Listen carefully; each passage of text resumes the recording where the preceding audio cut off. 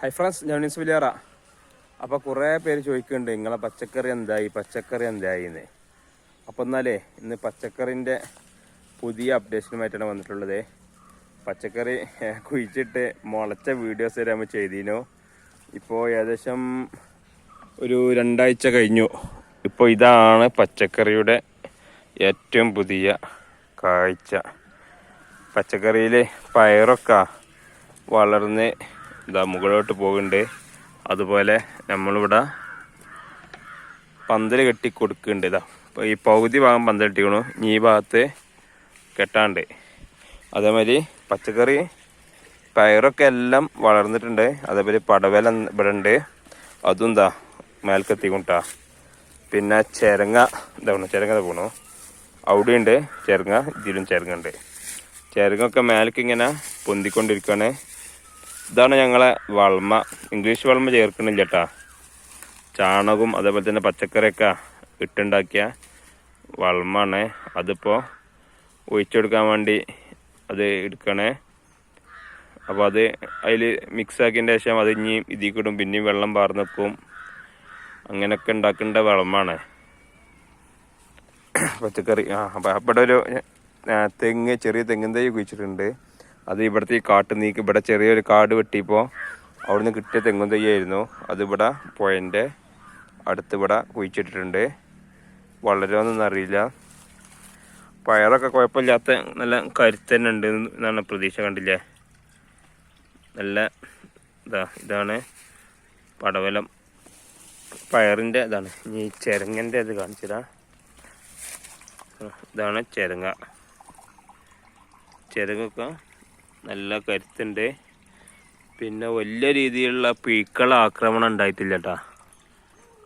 ചെറിയ ചില ഇലക്കൊക്കെ ആക്രമണം ഉണ്ടായിട്ടുണ്ടെങ്കിലും വലിയ രീതിയിലുള്ള ഉണ്ടായിട്ടില്ല. പിന്നെ അതേമാതിരി ഒരു പ്രാവശ്യം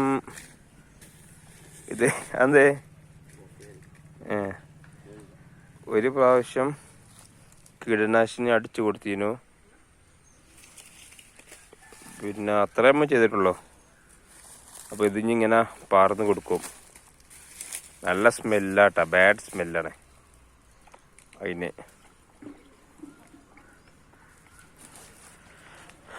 അപ്പോൾ ഇവിടെ ഇങ്ങനെ പൂവ് വരുന്നതായിട്ട് ഇത് പൂവാണെന്ന് തോന്നുന്നു കേട്ടോ, ഉറപ്പില്ല.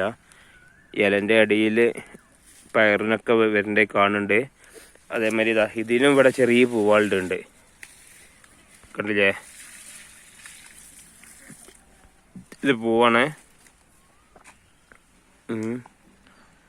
ഇതാണ് ഇവിടെ നമ്മളെ ആ സാധനം ഒലിച്ചെടുക്കാറ്. എല്ലായിടത്തും ഒഴിച്ചു കൊടുക്കുന്നുണ്ട്.